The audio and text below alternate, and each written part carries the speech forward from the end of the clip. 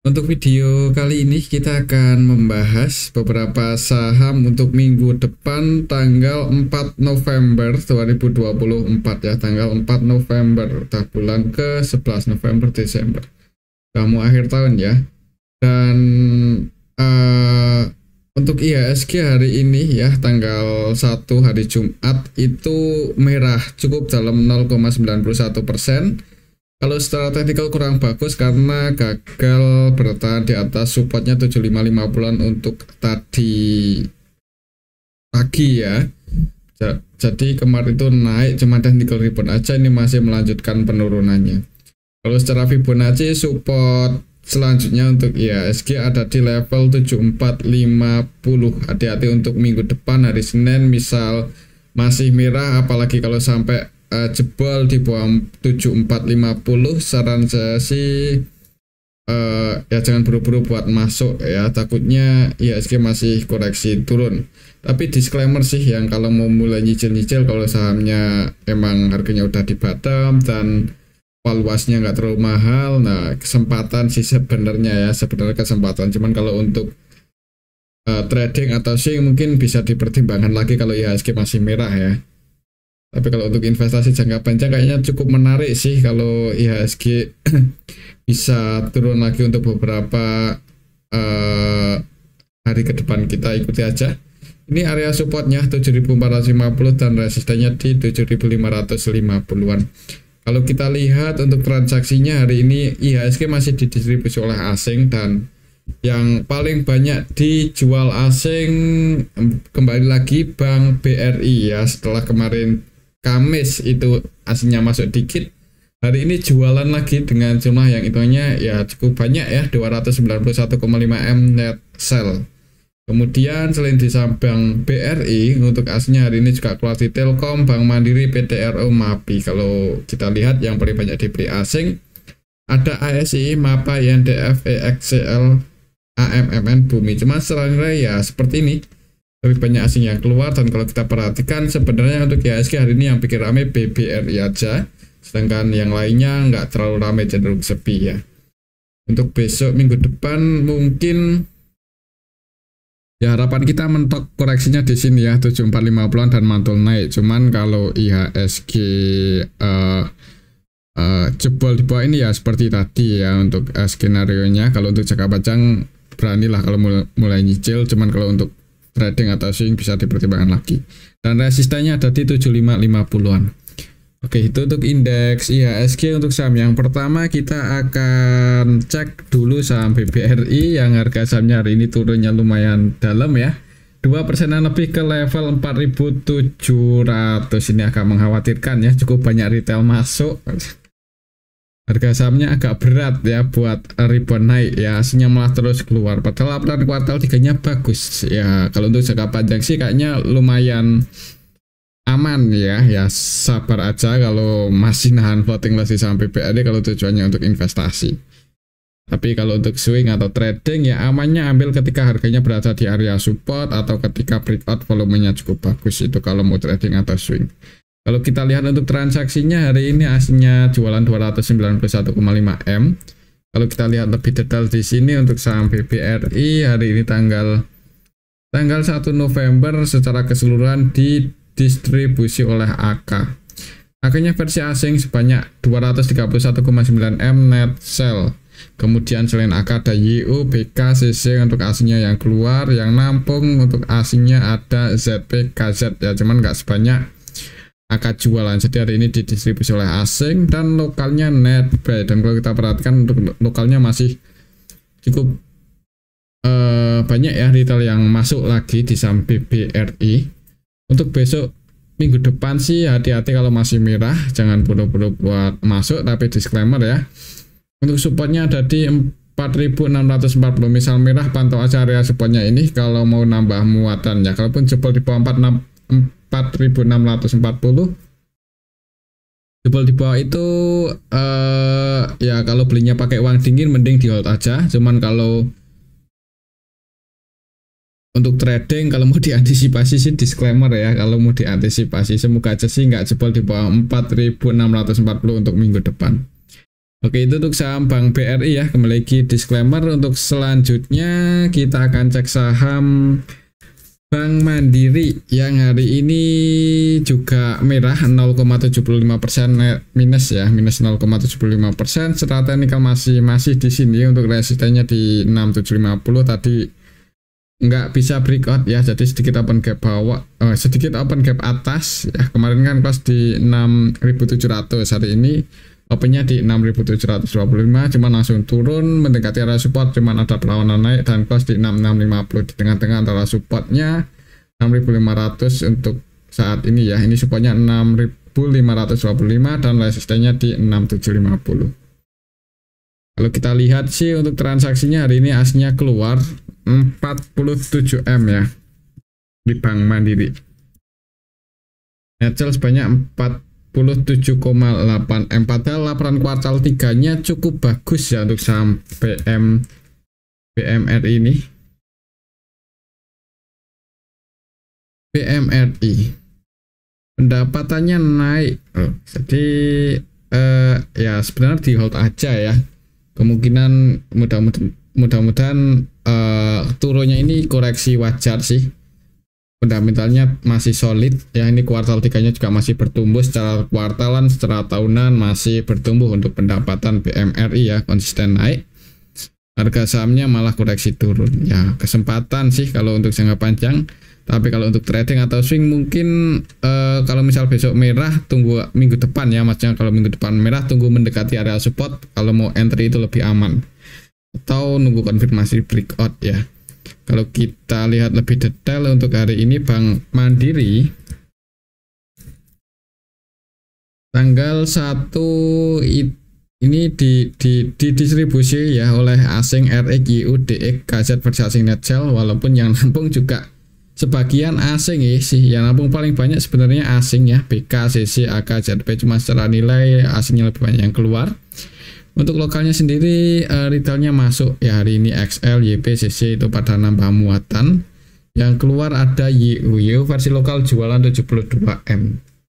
Harga sahamnya turun 0,75 ya. Semoga aja sih untuk minggu depan bisa breakout di atas 6750 lagi. Kalau menurut saya sih kalaupun turun kayaknya ini ya mentok koreksinya mudah-mudahan di 6525 aja. Kalau jebol di bawah itu jangan buru-buru buat average dan lagi aja ya, nanti ya nunggu di harga supportnya ya kalau bisa turun, cuman semoga aja nggak jebol sih. Ini 6.500an untuk saham Bank Mandiri, soalnya kan udah mau akhir tahun ya, cuman ya kita nggak tahu marketnya gimana, tergantung asing sih. Kalau asingnya terus jualan hati-hati ada potensi turun, cuman kalau asingnya mulai masuk lagi itu bagus ya. Ini kalau kita lihat aja dari tanggal 21 coba ya, itu asingnya cenderung keluar dan harga sahamnya turun. Jadi kalau asingnya masih terus distribusi walaupun fundamentalnya bagus ya, harga sahamnya agak berat buat naik ya, untuk seperti Bank Mandiri, Bank BRI ya. Jadi mungkin buat patokan asing aja sih untuk saham-saham seperti ini. Oke, itu untuk saham Bank Mandiri ya, pantau aja area supportnya kalau turun 6.500an dan kalau naik resistennya di 6.750. Oke, itu untuk saham Bank Mandiri. Selanjutnya kita akan cek saham Bank BCA. Ini yang harganya hari ini naik hijau ya, naik 1,71%, cuman masih belum bisa bikin IHSG hijau. Untuk Bank BCA naiknya breakout lagi ya, naik ke area 10.400an lagi. Ini sedikit breakout, cuman ya masih sideways di area sini aja sih. Kalau kita lihat transaksinya hari ini Bank BCA sebenarnya nggak rame-rame banget ya untuk sekelas BBCA. Hari ini tanggal 1 November. Asingnya net buy 3,9 M aja dan nilai transaksinya di bawah 500an M. Kalau kita lihat lebih detail di sini BBCA hari ini tanggal 1 hitungannya ya RX AK ya, ini versi asingnya masuk, cuman yang keluar juga asing, YU, BKZ, PKZ. Kalau untuk sekelas BBCA hitungannya masih sepi untuk hari ini dan harga sahamnya naik ya, mungkin karena nggak ada yang distribusi banyak. Untuk besok sih mungkin pantau aja di awal market, semoga aja sih bisa langsung hijau dan ada yang cek harga di level 10.400an ini ya. masih pantau 10.400 sih. Kalau menurut saya kemungkinan kalau IHSG-nya masih nggak terlalu bagus, ya mungkin masih sideways seperti ini. Kalau lihat historinya di harga 10.400 ya sebenarnya lumayan berani ya kalau mau nambah muatan lagi. Di disclaimer. Oke, itu untuk saham Bank BCA. Selanjutnya kita akan cek saham PANI yang hari ini terbang lagi ya setelah 2 kali mencoba breakout, akhirnya hari ini berhasil. Ini memang trennya cukup kuat ya. Tren bullishnya cukup kuat, harga di atas masih ada yang berani goreng ke 17.350. Kalau secara teknikal resisten selanjutnya misal minggu depan masih naik itu ada di level 18.600 ya, lumayan tinggi. Kalau kita lihat ya untuk saham PANI coba pendapatannya sih naik ya. PANI itu pendapatannya naik di kuartal 3 dan hari ini aslinya masuk 2,9 M aja. Kalau kita lihat siapa yang jaga harga untuk saham PANI tanggal 1 ini YPXL ya, cukup banyak sih sebenarnya hari ini retail yang masuk ya di saham PANI. Ya disclaimer, amannya buat trading sih, yang udah floating profit nggak ada salahnya buat pasang trailing stop untuk besok Senin ya, atau mulai hari ini juga nggak apa-apa kalau bisa ya, tergantung ya, platformnya masing-masing sih. Tapi di harga saat ini sebenarnya agak beresiko ya kalau belum terbiasa. Cuman disclaimer, kalau secara tren sih masih bullish-bullishnya belum patah. Kemarin koreksi mentok di area support, ini naik lagi malah breakout ya. Untuk besok ya seperti tadi, kalau naik resistennya di 18.600, tapi kalau turun supportnya balik lagi di 16.300. Kalau melihat hari ini yang masuk cukup banyak retail, entah ini retail atau siapa sih ya, soalnya nilai transaksi cukup gede walaupun pakai broker yang cukup banyak dipakai retail, cuman belum tentu retail kalau nilainya cukup gede seperti ini. Kita lihat frekuensinya ya cukup banyak sih.